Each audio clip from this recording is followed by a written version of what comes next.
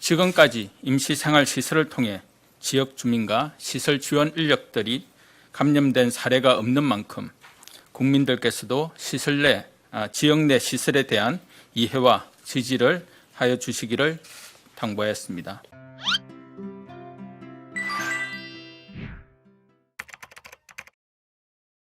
여름 휴가철이 본격적으로 시작된 가운데 휴가를 계획하고 있는 국민 중 약 23%는 이번 주말부터 휴가를 떠나겠다고 답한 조사가 있었습니다.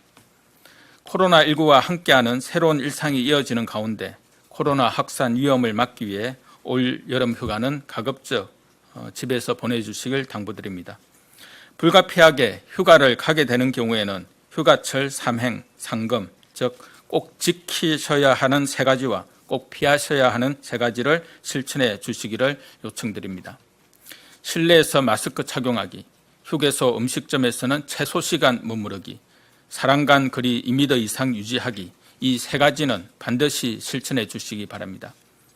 발열과 호흡기 증상이 있으면 여행 가지 않기, 유흥시설 등 밀집된 장소나 혼잡한 여행지와 시간대는 피하기, 침방울이 튀는 행위나 신체 접촉은 자제하기, 이 세 가지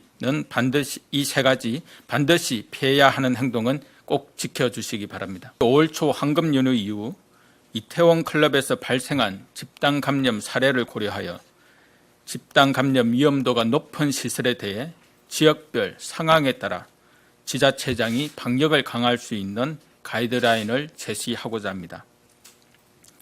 방역 수칙을 강화하게 되는 대상은 불특정 다수가 장시간 밀접 접촉하여 시설 내에서 거리 두기 등 방역 수칙 준수가 어려운 시설이며 구체적으로 클럽, 감성주점, 콜라텍, 헌팅포차 등 고위험시설 지정 유흥시설뿐 아니라 클럽 파티, 게스트하우스 등 지역 특성에 따라 휴가철 감염 위험도가 높은 시설을 추가할 수 있습니다.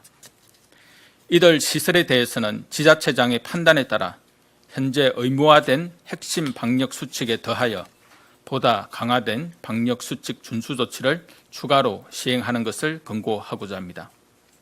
추가 방역 수칙은 시설 면적 4m 제곱당 1명으로 이용 인원의 제한을 두거나 3시간 운영 후 1시간 휴식하는 등과 같이 시간제 운영을 하도록 하거나 이용객이 집중되는 시간대에는 사전 예약제를 실시하는 내용입니다. 현재 정부는 해외 입국자의 2주간 시설 격리를 위해 관계 부처와 지자체 등으로 구성된 정부 합동지원단 520명을 투입하여 총 14곳 4,378실 규모의 임시 생활시설을 운영하고 있습니다.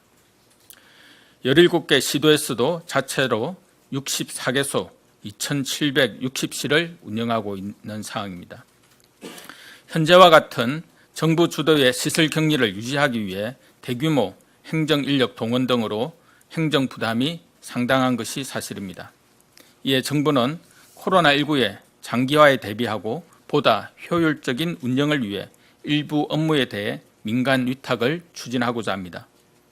수납, 민원 응대 및 통역, 입퇴소 관리 등 시설 운영을 위한 기본적 업무는 호텔이나 여행사 등 민간 전문 업체에 위탁하지만 입퇴소 결정, 위급 상황 대응, 입소자 질서 유지와 같이 철저한 방역을 위해 중요한 업무는 현재와 동일하게 공공인력이 담당하게 될 것입니다. 이미 개소 운영 중인 시설의 운영 인력은 민간 인력으로 순차적으로 전환하여 민간의 일자리도 창출할 것입니다. 또한 시설 격리자의 식사, 물품 구입으로 지방 상권의 활성화에도 기여할 것으로 기대합니다. 시설의 일부 업무를 위탁하더라도 핵심적인 방역 업무는 정부가 지속 수행할 것이며 지역사회 확산을 막기 위해 최선을 다할 것입니다. 지금 현재 월북한 사람이 정확하게 어떤 분인지에 대해서는 관계부처에서 지금 현재 확인을 하고 있고요. 다만 이제 어제 언론 등에서 제기되고 있는 특정인에 대한 그 부분과 관련되어서는 지금 현재 확진자 질병관리본부의 전산 시스템의 확진자에는 등록이 되어 있지 않고요. 또한 접촉자로 관리되고 있는 명부에도 지금 이제 등록이 되어 있지 않는 사항입니다. 그래서 이분이 감염병 코로나19 의심자인지에 대한 부분은 저희 쪽 자료로서는 확인이 되고 있지 않는 이제 그런 사항이다라는 이제 말씀을 드립니다. 또한 어제 이제 경찰청에서 혹시 이분 어떤 언론에서 특정하신 분의 그 사람에 대한 어떤 접촉이 잦았다고 좀 생각하는 2명에 대해서 진단 검사를 어제 실시를 한 바가 있습니다. 그 2명에 대해서도 현재까지는 결과는 음성으로 그렇게 나온 바가 있습니다. 지금까지가 요 월북자와 관련된 질병관리본부 방역당국에서 파악 또는 이제 검사를 한 결과입니다. 클럽 파티 같은 거 게스트하우스 같은 그런 부분들을 전국적으로 고위험시설로 지정하지 않는 이유는 현재 전국적인 위험도가 상당히 다릅니다.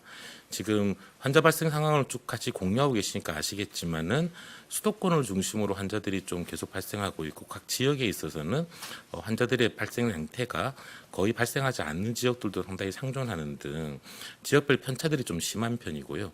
또 하나 그 지역에서 저희 방역당국이 좀 파악하지 못하는 위험 시설들에 대한 판단들을 해당 지자체 쪽의 특수성에 기인한 부분들이 있을 거라고 보고 있습니다. 예를 들면 저희가 파악하지 못하는, 저희가 예시하지 못했던 다른 시설들도 좀 있을 수 있을 거라고 지금 보고 있는 중이고요.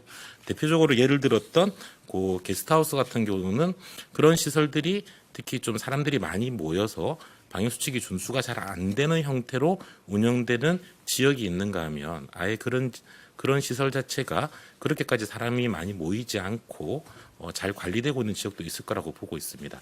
따라서 일률적으로 중앙정부 차원에서 전국적인 고위험시설로 지정하기보다는 그 지자체에서 현재 지자체의 상황에 맞게끔 지정을 하고 방역수칙을 강화하도록 제가 지자체의 위임을 지금 해드리는 내용으로 이해하시면 될 것 같습니다.